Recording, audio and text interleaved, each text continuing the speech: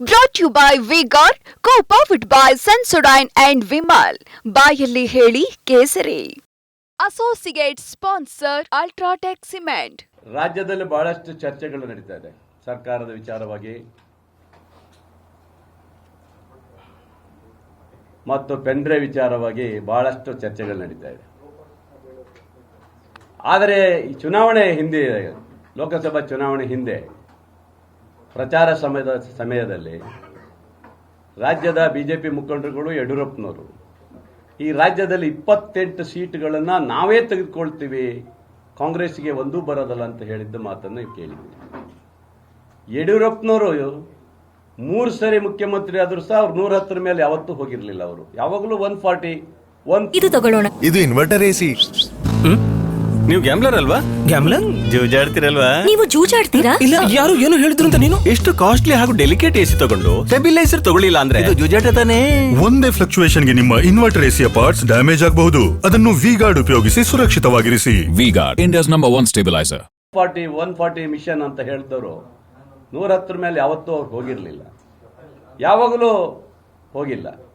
ಆದರೆ 28 ತಗೊಳ್ತೇನೆ ಅಂತ ಯಡಿಯೂರಪ್ಪನವ್ರು ಮತ್ತೆ ಹೇಳೋದಿದೆಯಲ್ಲ, ಹಾಸ್ಯಾಸ್ಪದ ಆಗಿದೆ. ಒಬ್ಬ ಹಿರಿಯ ನಾಯಕರಾಗಿ ಅಂದರೆ ಕಾಂಗ್ರೆಸ್ ಅಷ್ಟು ನಿಷ್ಕ್ರಿಯ ಅಂತ ತಿಳ್ಕೊಬಿಟ್ಟಿದ್ದಾರೆ ಯಡಿಯೂರಪ್ಪನವರೇ. ನಿಮ್ಮ ಅಪ್ಪ ಮಕ್ಕಳ ಹಡಬಿ ದುಡ್ಡು ಇರ್ಬೋದು, 3 ವರ್ಷದಲ್ಲಿ ಕಾಂಗ್ರೆಸ್ ಸರ್ಕಾರ JDS ಸರ್ಕಾರನ ಉರುಳಿಸಿ ದುಡ್ಡು ಮಾಡಿ ಹಡಬಿ ದುಡ್ಡಲ್ಲಿ ನೀವು ಚುನಾವಣೆ ಮಾಡಕೊಂಡಿದ್ದು ಯಾರಿಗೂ ಗೊತ್ತಿಲ್ಲ ಅಂತ ತಿಳ್ಕೊಂಡಿದ್ದೀರಾ? ಚಾಲೆಂಜ್ ಮಾಡ್ತೇನೆ, 28 ಸೀಟು ನೀವು ಗೆದ್ದರೆ ನಾನು ರಾಜೀನಾಮೆ ಕೊಡ್ತೀನಿ, ರಾಜೀನಾಮೆ ಕೊಟ್ಟು ಹೋಗ್ತೇನೆ. ಗೆಲ್ಲಿಲ್ಲ ಅಂತ ಹೇಳಿದ್ರೆ ನೀವು ಅಪ್ಪ ಮಕ್ಕಳು ನಿವೃತ್ತಿ ಹೊಂತೀರಾ? ಯಡಿಯೂರಪ್ಪ ಮಗ ನಿವೃತ್ತಿ ಹೊಂತೀರಾ? ಆಗತ್ತೆ ನಿಮಗೆ? ಹೇಳ್ತೀರಾ? ಆಗದ್ರೆ ಹೇಳಿ. ಈಗ ಸುಮ್ಮನೆ ಯಡಿಯೂರಪ್ಪನವ್ರು ಈ ವಯಸ್ಸಲ್ಲಿ ಏನು ಬೇಕಾದರೂ ಮಾತಾಡ್ತಾರೆ. ನಾನು ಹೇಳೋದಿಷ್ಟ, ಇವತ್ತು ನಮ್ಮ ಅಭ್ಯರ್ಥಿಯಾದಂಥ ಗೀತಾ ಶಿವರಾಜ್ಕುಮಾರ್ ಅವರು ಒಂದು ಬಂಗಾರಪ್ಪನವರ ಕುಟುಂಬದಿಂದ ಬಂದಂಥವರು, ರಾಜ್ಕುಮಾರ್ ಅವರ ಕುಟುಂಬದಿಂದ ಬಂದಂಥವರು, ಶಿವರಾಜ್ಕುಮಾರ್ ಅವರ ಮಡದಿಯಾಗಿ ಬಂದಂಥವರು. ಅವರು ಇವತ್ತು ನಿಂತ ಸಂದರ್ಭದಲ್ಲಿ ಜನಸಾಮಾನ್ಯರಿಗೆ ಒಂದು ಮನವರಿಕೆ ಆಯಿತು. ರಾಘವೇಂದ್ರ ಓಟ್ ಕೇಳಿದ ಯಾರಿಗೆ ಕೇಳಿದ್ದಾರೆ? ನನಗೆ ಓಟ್ ಕೇಳಿ ಅಂತ ಕೇಳಿಲ್ಲ ರಾಘವೇಂದ್ರ ಕೇಳಿದ ಮೋದಿಗೆ ಓಟ್ ಕೊಡಿ, ಮೋದಿ ಓಟ್ ಕೊಡಿ ಕೇಳಿದ್ದಾರೆ. ಎಲ್ಲೂ ನನಗೆ ಓಟ್ ಕೊಡಿ ಅಂತ ಎಲ್ಲೂ ಕೇಳಿಲ್ಲ, ರಾಘವೇಂದ್ರ ಕೇಳಿಲ್ಲ. ಅಂದ್ರೆ ರಾಘವೇಂದ್ರ ಜಿಲ್ಲೆ ಅಭಿವೃದ್ಧಿಯ ಮಾಡಿಲ್ಲ ಅಂತ ಅರ್ಥ ಆಯ್ತು. ನನಗೆ ಓಟ್ ಕೇಳಿದರೆ ಜನ ಓಟ್ ಕೊಡಲ್ಲ, ಮೋದಿಜಿಯವರ ಹೆಸರಲ್ಲಿ ಓಟ್ ಕೇಳುವಂತ ಪದ್ಧತಿ ಬಂದಿದೆ ಅಂದರೆ ಇವು ಯಾವ ಮಟ್ಟಕ್ಕೆ ಹೋಗಿದ್ದೀರಿ ನೀವು? ಹಾಗಾದ್ರೆ ನಿಮ್ಮ ಅಭಿವೃದ್ಧಿ ಏನು? ನಿಮ್ಮ ಕೆಲಸ ಏನು? ನಿಮ್ಮ ಅಭಿವೃದ್ಧಿ ಒಂದೇ, ಶಿಕಾರಿಪುರ ಅಪ್ಪ ಮಕ್ಕಳು ಮಾಡಿದ ಅಭಿವೃದ್ಧಿ. ಇವಾಗ ಬಂದು ಭ್ರಷ್ಟಾಚಾರ ಮಾಡಿ ಹಡಬಿ ದುಡ್ಡು ಮಾಡಿರೋದು.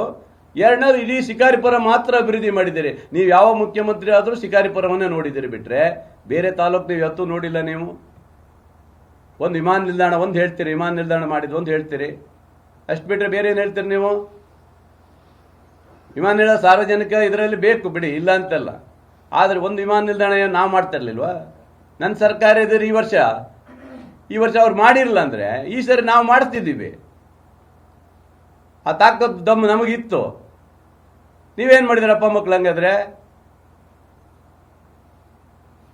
ಬರೀ ಸುಳ್ಳು, ಬರೀ ಆಶ್ವಾಸನೆಗಳು ಕೊಟ್ಟು ಜಿಲ್ಲೆಯಲ್ಲಿ ಇವತ್ತು ನಿಷ್ಕ್ರಿಯ ರಾಜಕಾರಣ ಮಾಡಿರುವಂಥ ರಾಘವೇಂದ್ರ ಅವರ ಕೆಲಸ ಇವತ್ತು ಜನರಿಗೆ ಮನವರಿಕೆ ಆಗಿದೆ.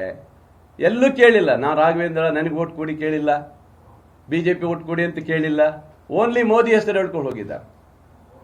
ಆದರೆ ಈ ವರ್ಷದ ವ್ಯವಸ್ಥೆಯಲ್ಲಿ ಎಲ್ಲೂ ಯುವಕರು ಮೋದಿಯ ಹೆಸರನ್ನು ಎತ್ತಿಲ್ಲ. ಯಾಕೆ ಎತ್ತಿಲ್ಲ ಅಂದರೆ ಯುವಕರಿಗೆ ಅನ್ಯಾಯ ಮಾಡಿದ್ದಾರೆ ಮೋದಿಜಿಯವರು. ಈ ದೇಶದಲ್ಲಿ ಉದ್ಯೋಗ ಕೊಡ್ತೀನಿ ಅಂತ ಹೇಳಿ ಮೋಸ ಮಾಡಿದ್ರು. ಇವತ್ತು ಆ ಹುಡುಗರು ಇವತ್ತು ಕೈ ಎತ್ತುವಂಥ ಪರಿಸ್ಥಿತಿಯಲ್ಲಿ ಇಲ್ಲ. ಆದರೆ ನಮ್ಮ ರಾಜ್ಯ ಸರ್ಕಾರ ಯುವಕರಿಗಾಗಿ ಒಂದು 3,000 ರೂಪಾಯಿ ಕೊಡುವಂಥದ್ದಾದ್ರೂ ಒಂದು ವ್ಯವಸ್ಥೆ ನಾವು ಮಾಡಿದ್ದೀವಿ. ಇವೆಲ್ಲ ಯಾಕೆ ಹೇಳ್ತೀನಿ ಅಂತ ಹೇಳಿದ್ರೆ ಇವತ್ತು ಅವ್ರು ಮಾಡಿರುವಂಥ ಕೆಲಸಗಳು ಇವೆಲ್ಲ ಏನು ಕೆಲಸ ಮಾಡಿದ್ರು ಹೇಳಬೇಕಲ್ಲ. Brought to you by V-Guard, co-powered by Sensodyne and Vimal. ಬಾಯಲ್ಲಿ ಹೇಳಿ ಕೇಸರಿ. Associate sponsor UltraTech cement.